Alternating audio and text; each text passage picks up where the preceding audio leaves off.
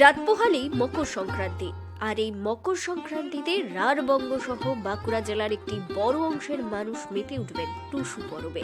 নিরবিচ্ছিন্ন এক মাসের টুসু আরাধনা শেষে এখন পৌষ সংক্রান্তিতে জাগরণের মাধ্যমে উৎসবের সমাপ্তি ঘোষণা।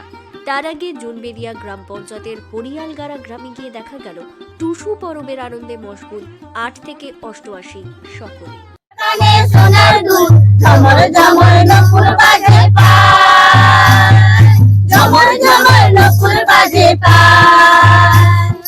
নদী যাচ্ছে অনেক দূর, গায়ে মাথায় তাল পুকুর। নদী যাচ্ছে অনেক দূর, গায়ে মাথায় তাল পুকুর। পুকুরের বাঁধা ঘাটে সবাই স্নান করে, তাল পুকুরের বাঁধা ঘাটে সবাই স্নান করে। ঘাটের ধারে দাঁড়িয়ে টুসু কলসি খানা ভরে, ঘাটের ধারে দাঁড়িয়ে টুসু কলসি খানা ভরে। প্রসঙ্গত টুসুর উৎপত্তি সম্পর্কে বিভিন্ন মতবাদ আছে, অঞ্চলভেদে সেই ব্যাখ্যাও আলাদা। ভাষাতত্ত্ববিদের মতে টুসু শব্দটি অস্ট্রিক ভাষার অন্তর্গত, যার অর্থ ছোট পুতুল বা ছোট মেয়ে। কারো কারো মতে তস্য নক্ষত্র থেকে টুসু বা টুসু নামকরণ। ভাষাবিদ সুকুমার সেনের কথায় টুসু উৎসব তিস্য নক্ষত্রে অনুষ্ঠিত শস্যোৎসবের প্রবহমান ধারা। টুসুর সাথে মিল পাওয়া যায় ইউরোপের গার্ডেন অফ অ্যাডোনিস অনুষ্ঠানের, যা শস্যের পুনর্জন্মকে ত্বরান্বিত করার কৌশল। আবার কারো কারো মতে টুসু হলো শস্যোৎসব, উর্বরতা উপাসনার সংস্কারজাত। টুসু শব্দটি এসেছে তুষ শব্দটি থেকে। ধানের খোসাকে বলে তুষ, যার রং পাকা সোনার মতো। টুসু পুজো বা উৎসবের সাথে ধর্মের কোনো সম্পর্ক নেই, তাই পুরোহিত লাগে না এই পুজোয়। বাড়ির মেয়েরা নিজেরাই গানের মাধ্যমে আরাধনা করে টুসু।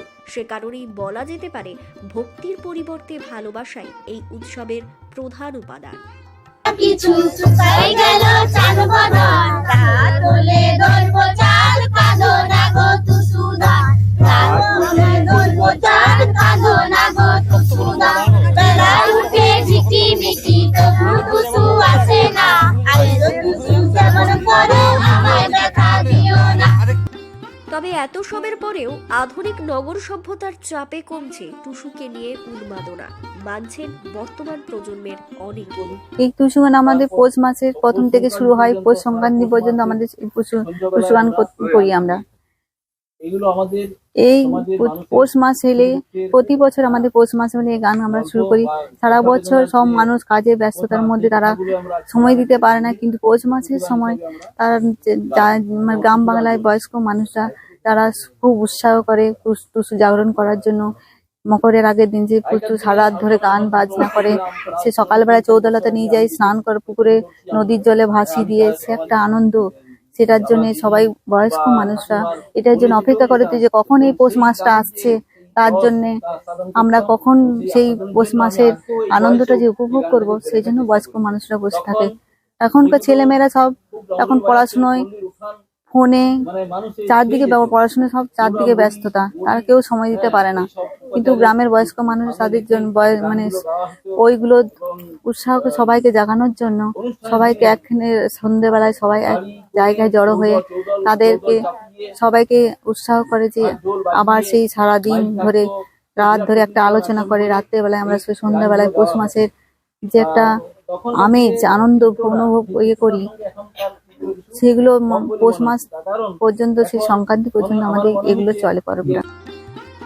কিন্তু তার মধ্যেও পৌষ পড়লেই বৃদ্ধা বেলা মালদের মতো কেউ কেউ ফিরে যান অতীতে। তিনি বলেন, টুসু আমাদের ঘরের মেয়ে, এখনো নিজের মতো করে টুসু গান করি। আগে এক পাড়ার টুসু অন্য পাড়ায় গিয়ে মালা বদল করা হতো। তবে সব থেকে বেশি মন খারাপ লাগে পৌষ সংক্রান্তির দিন টুসু বিসর্জনের সময়। ওই যে টুসু তো আমাদের ঘরের মেয়ে, তাহলে টুসু গান এখনো করতে মন যায়, মনে মনে এখনো করি। আগে তো যখন পারতাম তখন পাড়ায় পাড়ায় যাইতাম, যাইয়ে ইধারের লোক উধারে যাই গান করতো, মালা বদল করতো টুসুর, আর উধারের লোক ইধারে এসে মালা বদল করতো, টুসুর গান করে করে যাইতো। আর যখন টুসু চলে যাইতো সংক্রান্তির দিনে, তখন মন খুব খারাপ করতো। দিয়ে সেই বছর না হলে তো আর লয়, পৌষ মাস ফুরাই গেলে আর গাইতে নাই, সেই জন্য আমরা আর গাইতাম নাই। পৌষ মাস আলেই মনে পড়ে। লোক সংস্কৃতি গবেষক রবিলোচন ঘোষ বলেন, টুসু লৌকিক দেবী, তবে আমরা আমাদের ঘরের মেয়ে বলেই মনে করি। একেবারে ছোট থেকে টুসুকে আমরা লালন পালন করেছি, বিয়ে দিয়েছি। মনের সুখ দুঃখ সব বিষয়ই গানের মাধ্যমে তার কাছে পরিবেশন করা হয়।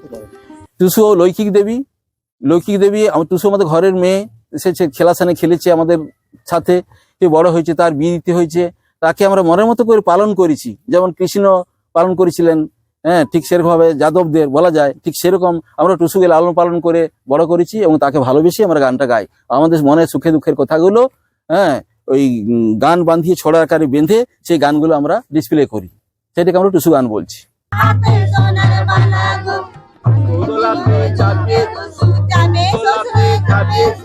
যাবে শ্বশুর বাড়ি গো, তোমায় ছেড়ে কেমন করে ঘরে মোরা